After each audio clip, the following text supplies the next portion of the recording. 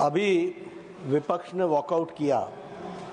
सभापति जी, मैं कहना चाहता हूं, आज प्रातः से आपने पूरे तत्परता के साथ विपक्ष को पूरा मौका दिया और ये चाहा कि जो उनके बिंदु हैं या जो उनकी कंसर्न्स हैं वो सारे कंसर्न्स यहाँ पर चर्चा में आए। कुछ सदस्यों ने नियमों को तोड़ा भी, उस पर भी आपने बहुत दरिया दिल दिखाते हुए वो प्रयास किया कि उन पर कोई एक्शन न हो और उनको आपने वार्न किया। सारे चर्चा में एक बात ध्यान में आई कि विपक्ष का उद्देश्य चर्चा करना नहीं था, विपक्ष का उद्देश्य राजनीतिक दृष्टि से अपना पॉइंट स्कोर करने का था। यह बात स्पष्ट दिखती है और यह दुर्भाग्य की बात है, दुख की बात है कि जिसके बारे में पार्लियामेंट्री अफेयर्स मिनिस्टर ने बड़े स्पष्ट शब्दों में कहा कि कोई भी चीज का डिलीशन नहीं हुआ है, कोई भी चीज को डिलीट नहीं किया गया है, सब कुछ एनेक्सर में एज इट इज रखा गया है।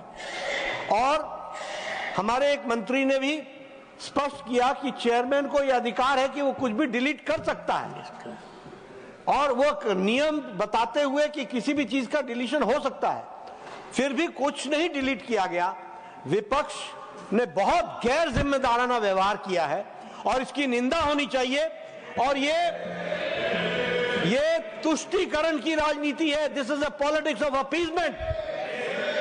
ये देश को कमजोर करने के लिए, जॉन बिटास, ये क्वेश्चन आवर जरूर है, लेकिन क्वेश्चन आवर में सबसे बड़ा क्वेश्चन ये है कि कुछ लोग देश को तोड़ने की साजिश करते हैं। कुछ लोग, some people are trying to fight against the Indian state, Bharat देश के खिलाफ लड़ रहे हैं। इसलिए यह विपक्ष की आज का वॉकआउट होना, यह ऑन रिकॉर्ड आना चाहिए कि यह देशद्रोही गतिविधियों को प्रोत्साहन देने का एक माध्यम है और उसका एक्सप्रेशन है। और कांग्रेस पार्टी और विपक्ष आज देश के जो लोग खंडित करना चाहते हैं, देश को कमजोर करना चाहते हैं, उनके हाथ मजबूत करने का काम कर रही है, तो विपक्ष कर रही है। माननीय सदस्यगण, एक second, I will call you. माननीय सदस्यगण, जब भी देश में कोई बड़ा बदलाव आता है और बदलाव जनता चाहती है और एक समस्या का समाधान चाहती है, तो इस प्रकार का घटनाक्रम देखने को मिलता है। मैं साक्षी हूं। मैं 9th लोकसभा का सदस्य था। सामाजिक न्याय का एक बहुत बड़ा बदलाव आया और बदलाव आया मंडल कमीशन की रिपोर्ट को एक तरीके से लागू किया गया। उपद्रव हुए, आश्रम चौक के ऊपर हुआ और समय कितना बदला कि उससे ज्यादा आंदोलन है कि हमें इसका लाभ मिलना चाहिए। उस समय विरोध था, वो विरोध आधारित नहीं हो पाया। वक्फ भी उसी तरीके का एक अध्याय बन रहा है। लंबे समय से इस विषय पर सदन की नजर होनी चाहिए थी। सदन क्या निर्णय करता है, ये सदन का विवेक है, पर यह मुद्दा इतना व्यापक है जनता के मन में और हर स्तर पर, और इसीलिए कमेटी का गठन किया गया। माननीय भूपेंद्र यादव ने तार्किक बात कही कि जिस तरीके से मुझे अधिकार है, इस कुर्सी पर बैठने वाले को अधिकार है, लोकसभा के अध्यक्ष को है, कि कोई बात ऐसी कही जाए जो रिकॉर्ड में नहीं आनी चाहिए।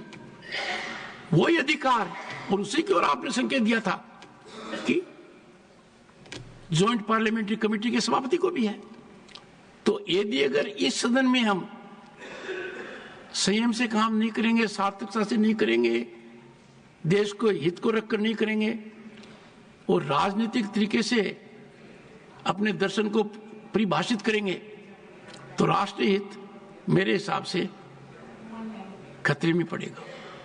मेरा आग्रह है सदन के नेता से, जो लोग वेल में आए, इस प्रवृत्ति को मैंने गंभीरता से लिया है और आज भी मैंने नजरअंदाज नहीं किया है, क्योंकि आपने कहा दरियादिली। इस विषय पर दरियादिली दिखाने का मतलब संविधान के निर्माताओं का अनादर करना।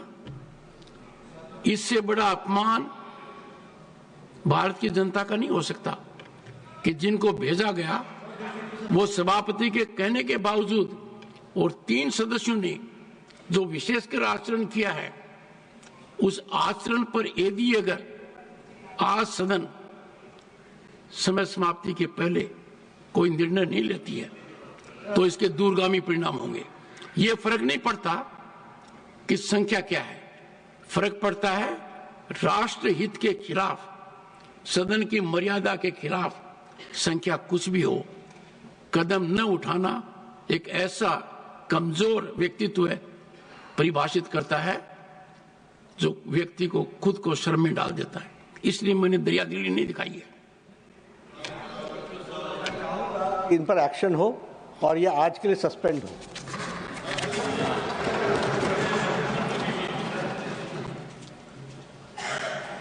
मैं मानकर चलता हूं कि इस विषय के ऊपर during course of the day जो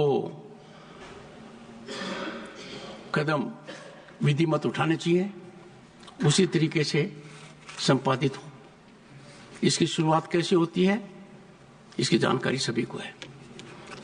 आई now allow doctor John Brittas to ask his supplementary number 1।